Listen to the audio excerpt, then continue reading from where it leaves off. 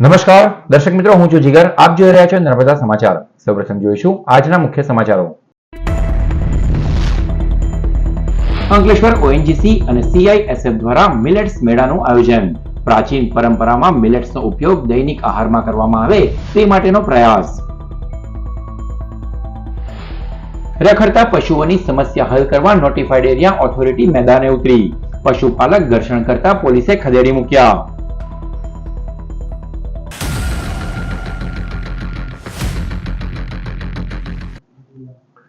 Ankleshwar ONGC અને CISF દ્વારા millets મેળાનું આયોજન કરવામાં આવ્યું, જેમાં લોકો જાડા ધાન્ય તરફ વળે તે માટે પ્રયાસ કરવામાં આવ્યા.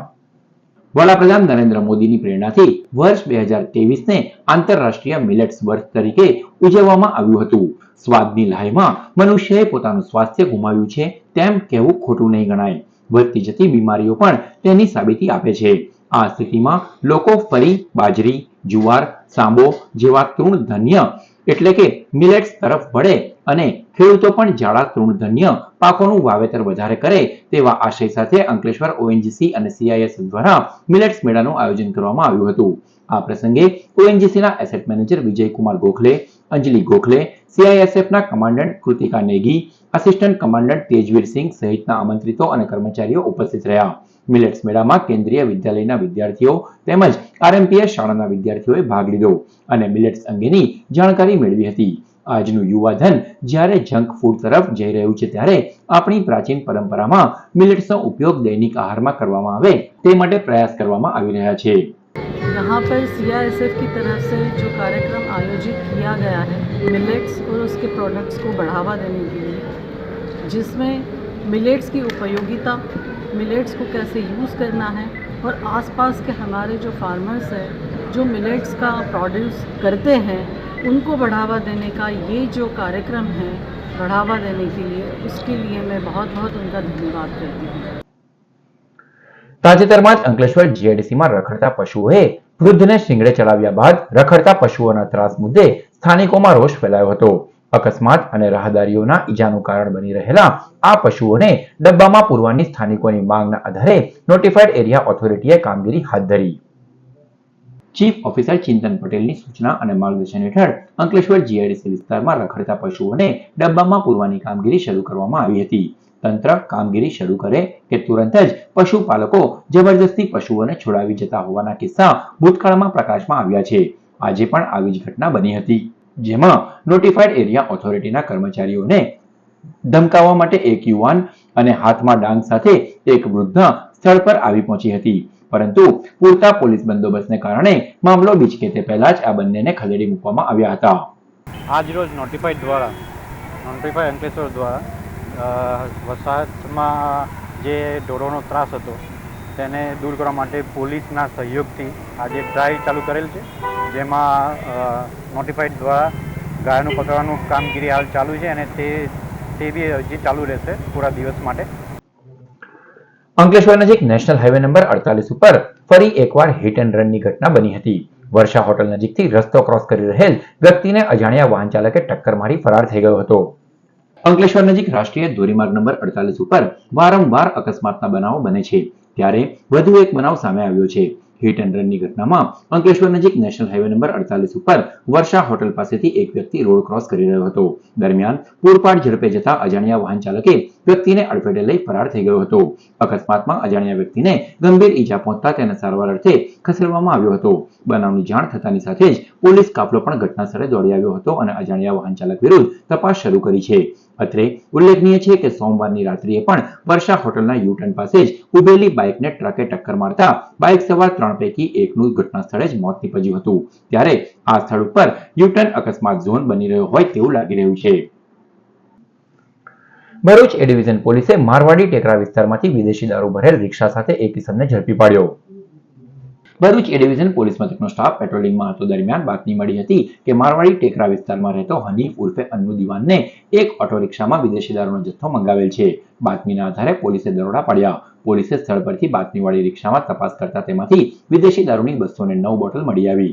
પોલીસે 32,000નો દારૂ, ફોન તેમજ રિક્ષા મળી કુલ 1.82 લાખથી વધુના મુદ્દામાલ સાથે પૃથ્વી કોટન મિલની ચાલ ગણેશ મંદિર પાસે રહેતો શનિ ચંદ્રકાંત પાટીલને ઝડપી પાડ્યો. જ્યારે કુખ્યાત બુટલેગર હનીફ ઉર્ફે અન્નુ ઇમરાન શાહ દિવાન, જગ્ગુ બાદશાહ અને રાહુલ ભાઈઓ નામનો ઈસમ વોન્ટેડ જાહેર કરી વધુ તપાસ હાથ ધરી છે.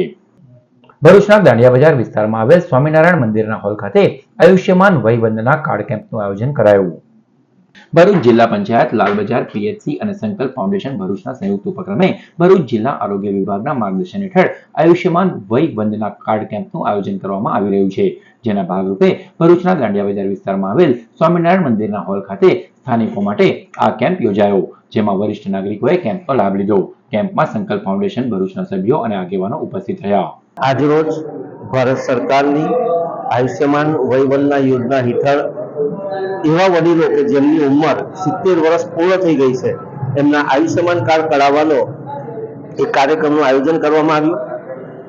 આ કાર્યક્રમ હેઠળ આપણા પરિવારના જે વડીલો છે એમને ભારત સરકાર તરફથી 10 લાખ સુધીનો વીમો આપવામાં આવે છે અને આના હેઠળ ખરેખર જરૂરિયાતમંદ હોય એવા પરિવારના વડીલો ને ભારત સરકાર દ્વારા આ આર્થિક સહાય આપવામાં આવે છે. ભરૂચ શહેર એ ડિવિઝન પોલીસ મથક ખાતે શાંતિ સમિતિની બેઠક મળી. ભરૂચ શહેરમાં કાયદો અને વ્યવસ્થા જળવાઈ રહે અને શહેરમાં શાંતિભર્યું વાતાવરણ રહે તે માટે ભરૂચ શહેર એ ડિવિઝન પોલીસ મથક ખાતે શાંતિ સમિતિની બેઠક મળી હતી, જેમાં રેપિડ એક્શન ફોર્સના કમાન્ડન્ટ, એ ડિવિઝન પોલીસ મથકના પીઆઈ વીયુ ગડેરિયા, બી ડિવિઝનના પીઆઈ શુભેન્દુ ફુલતરિયા સહિત પોલીસ અધિકારીઓ અને શાંતિ સમિતિના આગેવાનો સાથે ચર્ચા વિચારણા કરવામાં આવી અને આગેવાનોને શહેરમાં શાંતિ અને એકતા જળવાઈ રહે તે માટે અપીલ પણ કરાઈ હતી. જ્યારે પોલીસ અને આરએએફના જવાનોએ ફ્લેગ માર્ચ યોજી વિવિધ વિસ્તારોમાં ફરી વિસ્તારનો ચિતાર મેળવ્યો હતો. આપણે પોલીસ સ્ટેશનમાંથી અમને શાંતિ સીમામાં સભ્ય તરીકે બોલાવેલા અને તેમાં રેપિડ ફોર્સથી આવેલી હતી, તેમની સાથે ઓળખાણ કરાવી અને જે કંઈ માનવતાના ધર્મે મારે કામ કરવાના હોય, હિન્દુ, મુસ્લિમ, શીખ, ઈસાઈ બધા સંપ થઈને રહેવાનું હોય એવી વાત જણાવીને અમારી સાથે એમની ચર્ચા કરી. અંકલેશ્વર ભરૂચ વચ્ચે વડોદરા રેલવે એસઓજીએ હાવડા અમદાવાદ એક્સપ્રેસ ટ્રેનમાંથી બિનવારસી ટ્રોલી બેગમાંથી 10.40 કિલોગ્રામ ગાંજાનો જથ્થો ઝડપી પાડ્યો.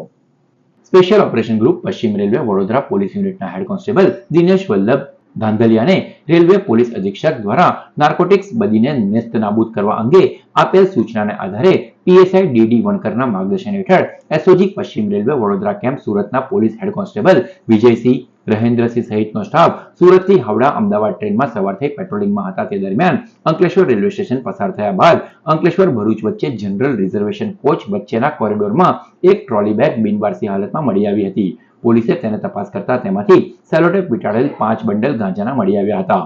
પોલીસે 10.40 કિલોગ્રામ જથ્થો મળી કુલ 1 લાખથી વધુનો મુદ્દામાલ કબજે કરી અજાણ્યા ઈસમને વોન્ટેડ જાહેર કરી વધુ તપાસ હાથ ધરી છે. ભરૂચના મઠ મહેગામ ખાતે શ્રી હરિબાવા સેવક સંઘ ગ્રુપ દ્વારા 51 હિંડોળાના 5મા સમૂહ મહાનૈવેદ્યનો કાર્યક્રમ યોજાયો. પ્રતિ વર્ષની જેમ આ વર્ષે પણ મઠ મહેગામ ખાતે હરિબાવા ગોસાઈ સમાધિ મંદિર ખાતે શ્રી હરિબાવા સેવક સંઘ ગ્રુપ ગુજરાત દ્વારા આ વર્ષે 51 હિંડોળાનો મહાનૈવેદ્યનો કાર્યક્રમનું આયોજન કરવામાં આવ્યું હતું, જેમાં 51 પરિવારોએ સમૂહ નૈવેદ્યમાં ભાગ લીધો. ગ્રુપના સ્થાપક સ્વર્ગસ્થ રમેશભાઈ ઝવેરભાઈ પરમાર ગામ, જેમાં ગ્રુપ દ્વારા સમાજ ગાંગપુર દ્વારા શ્રી હરિબાવા સેવક સંઘ ગ્રુપ ગુજરાતની સ્થાપના કરવામાં આવી હતી. સેવાના કાર્યક્રમો કરવામાં આવે છે, જેમાં 10,511 કેલેન્ડર વિતરણ, 21,482 નંગ નોટબુક વિતરણ તથા રક્તદાન કેમ્પ જેવી સેવાકીય પ્રવૃત્તિઓ હાથ ધરવામાં આવી હતી. ભરૂચના નર્મદા મૈયા બ્રિજ પર ભારે વાહનોના પ્રતિબંધનું જાહેરનામું વધુ 3 માસ માટે લંબાવાયું. નર્મદા મૈયા બ્રિજ ઉપરથી ભારે તથા અતિ ભારે વાહનોની અવરજવર ઉપર પ્રતિબંધ લાવવામાં આવ્યો છે. તે ટ્રાફિકની સમસ્યા હલ થાય તે માટે તેમજ અકસ્માતના બનાવ ન બને તે માટે નર્મદા મૈયા બ્રિજ ઉપરથી તમામ પ્રકારના ભારે તથા અતિ ભારે વાહનોની અવરજવર પર તારીખ 5મી નવેમ્બર 2024ના રોજ રાત્રે 12 કલાકથી 3 માસ માટે ભારે વાહનોની અવરજવર પર પ્રતિબંધ મૂકવા અંગેનું જાહેરનામું પ્રસિદ્ધ કરવામાં આવ્યું છે. આ જાહેરનામા મુજબ તારીખ 5મી નવેમ્બરના રોજ રાત્રે 12 કલાકથી તારીખ 4મી ફેબ્રુઆરી 2025ના રોજ રાત્રિના 12 કલાક સુધીના સમય માટે ભારે વાહનો માટે પ્રતિબંધ રહેશે. ભરૂચના વતની અને સર્વ હેપીનેસ ફાઉન્ડેશનના સ્થાપક નીતિન ટેલરને આરઈએક્સ કર્મવીર ચક્ર એવોર્ડથી સન્માનિત કરવામાં આવ્યા. તાજેતરમાં જ નોઈડા ખાતે આઈ કોંગો અને યુનાઇટેડ નેશન્સની સંયુક્ત ઉપક્રમે કાર્યક્રમ યોજાયો હતો, જેમાં નીતિન ટેલર દ્વારા સમાજમાં સકારાત્મક પરિવર્તન લાવવા માટે યોજાતી વિવિધ પ્રેરણા યાત્રાઓ, દેશના લોકોમાં દેશ સાથેના જોડાણ મજબૂત કરવાનું કાર્ય અને આદિવાસી ગ્રામ્ય વિસ્તારના યુવાનો અને મહિલાઓને આત્મનિર્ભર બનાવવા માટે ચલાવવામાં આવતા પ્રોજેક્ટ્સ માટે તેમને આ માન્ય સન્માન આપવામાં આવ્યું છે. આ કાર્યક્રમમાં દેશભરના વિવિધ રાજ્યોમાંથી આવેલ અને સમાજ તથા દેશ માટે ઉલ્લેખનીય કામગીરી કરનાર કર્મવીરોનું પણ સન્માન કરવામાં આવ્યું હતું. સંવિધાન દિવસ નિમિત્તે ભરૂચ જિલ્લા મુખ્ય સરકારી વકીલ પીબી પંડ્યા દ્વારા સંવિધાન વિશે સમજ આપતા એક કાર્યક્રમનું આયોજન કરવામાં આવ્યું. ભરૂચના રોટરી ક્લબ હોલ ખાતે આયોજિત કાર્યક્રમમાં નિવાસી નાયબ કલેક્ટર એનઆર ધાંધલ વિશેષ ઉપસ્થિત રહ્યા હતા. આ અવસરે બંધારણના હક અને મહત્વ વિશે સમજણ આપવામાં આવી હતી. દેશમાં કેટલી ભાષાઓ હશે, કેટલા ડાયલેક્ટ્સ હશે, કેટલા રિલિજન્સ હશે, એ બધું શેડ્યુલમાં નક્કી કરવામાં આવ્યું છે. આનાથી એ પ્રસ્તાવિત થાય છે કે આપણા કોન્સ્ટિટ્યુશનના ઘડવૈયાઓએ કેટલો અભ્યાસ કરીને ફક્ત કોઈ એક સબ્જેક્ટ પર કોઈ કોન્સ્ટિટ્યુશન લખવા માટે લખેલું નથી. અલગ અલગ પાર્ટ્સ, અલગ અલગ શેડ્યુલ્સ ને અલગ અલગ એના આર્ટિકલ્સ કરવામાં આવેલા છે.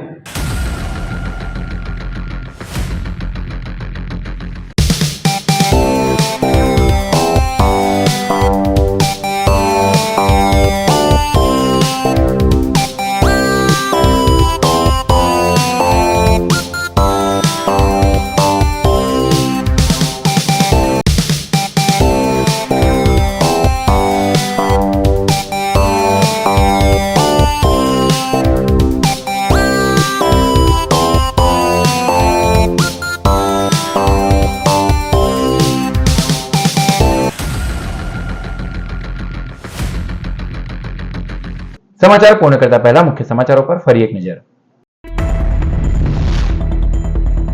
અંકલેશ્વર ઓએનજીસી અને સીઆઈએસએફ દ્વારા મિલેટ્સ મેળાનું આયોજન. પ્રાચીન પરંપરામાં મિલેટ્સનો ઉપયોગ દૈનિક આહારમાં કરવામાં આવે તે માટેનો પ્રયાસ. રખડતા પશુઓની સમસ્યા હલ કરવા નોટિફાઈડ એરિયા ઓથોરિટી મેદાને ઉતરી. પશુપાલક ઘર્ષણ કરતા પોલીસે ખદેડી મૂક્યા. તો આ હતા અત્યાર સુધીના નર્મદા સમાચાર. નવા સમાચારો સાથે ફરી મળીશું. નમસ્કાર.